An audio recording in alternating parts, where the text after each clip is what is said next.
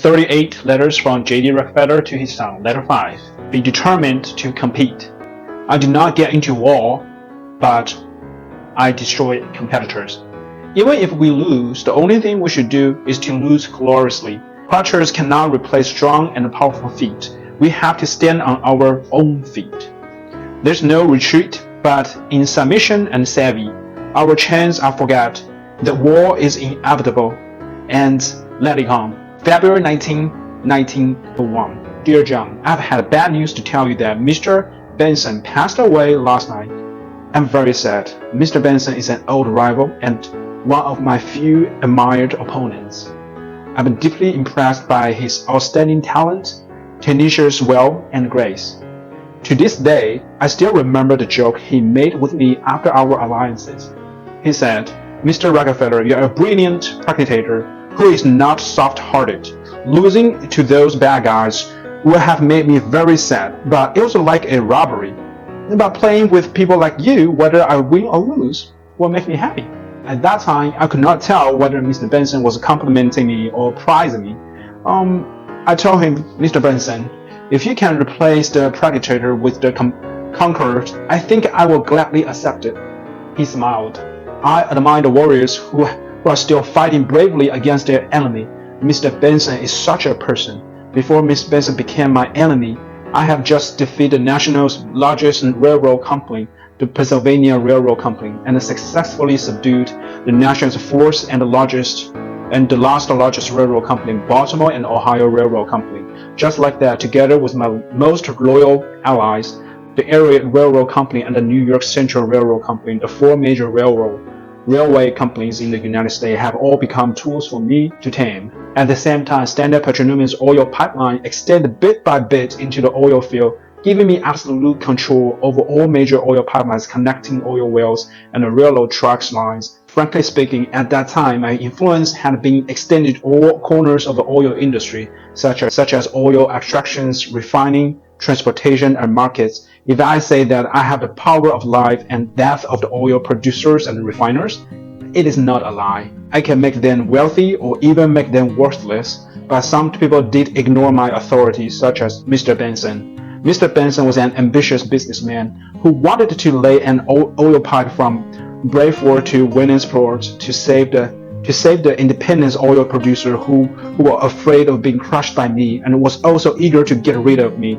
Of course, the idea of making a fortune dominated him to bravely break into my territory. This oil pipeline connecting northeast Pennsylvania to the west was laid forward at an alarming rate from the beginning. This brought me to the attention, John, ending competition is not an easy game. But a game full of vitality requires close attention and constant decision making. Otherwise, you will lose if you are not careful. Mr. Benson is creating trouble. I have to stop him. At first, I used a set of unskillful methods to start a contest with Benson. I bought a long and narrow land along the Pennsylvania state border from north to south at the high price in an attempt to prevent Benson from moving forward. But Benson took a detour approach and avoided my heavy punch.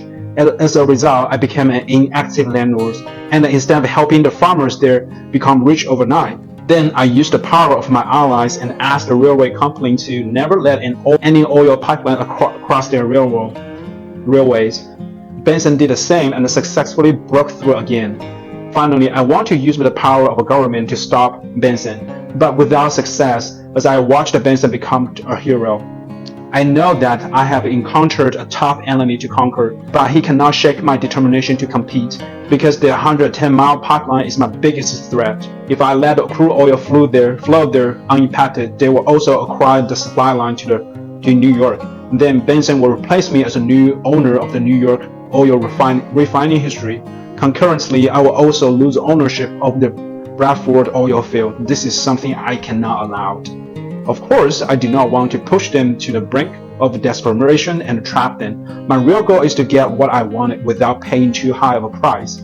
I cannot let Benson come here and destroy the market that I built with my efforts. This is my life's effort. So when the Benson's company was about to start surging, I proposed to buy their stock. Unfortunately, they refused it. This angered many people. Mr. O'Day, who was overseeing the company's pipeline transportation business, wanted to destroy it to punish those who did not know the better. I despise such an evil idea, as only incompetent people will use such undesirable method.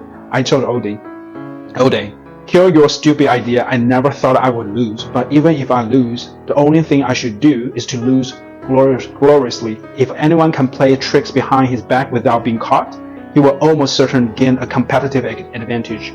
However, evil and unethical behavior is very dangerous. You will make him lose his dignity, and he may not even go to jail. Ending deceptive and unethical behavior cannot be sustained, cannot be a reliable corporate strategy. This only destroys the present situation, which will make the future increasingly difficult and even impossible to gain another opportunity. We must pay attention to rules, because rules can create relationships. Relationships will bring long-term business. Good transactions will create more transactions. Otherwise, we will end our good luck in advance. As far as my nature is concerned, I do not meet competition. I destroy competitors, but I do not need a bright victory. I want to win good, thorough, and decent, just as Benson was proud and enjoyed his success. I launched a series of offensives that made him difficult to parry. I sent someone to place a large amount of the orders to the storage tank producers, asking to ensure production and deliver on time, so that they have no capacity to take care of the other customer, including Benson. Without storage tanks, oil producers can only dump the crude oil that they produce into the wilderness. Instead of accepting the oil could not be shipped, Mr. Benson made a loud complaint. At the same time, I drastically reduced the price of pipeline transportation, attract a larger amount of oil refiners who relied on Benson to transport crude oil and convert them to our customer. Before that, I had already quickly acquired several refineries in New York to prevent them from becoming a customer of Benson's. An excellent commander will not attack a bunker that has nothing to do with him, but will try his best to destroy the bunkers that is strong enough to destroy the city. Every round of my attack hit places where Benson had no field, and I became the winner. In less than a year after the completion of the longest pipeline, Mr. Benson surrendered. He offered to make peace with me. I know this is not their original intention, but they are well aware that if they continue to fight against me, those who support them will only lose even more. John, every critical competition is a battle that determines fate. Retreat means surrender. Retreat will turn you into a slave. The war is inevitable. Let it come. In the world, competition will not start for a moment, and we will have no time to rest. All we can do is bring a steel-like determination to face all kinds of challenges and competitions, and we must be in high spirits and happy. Otherwise, you will not produce good results. To win the competition, it is more important that you stay alert.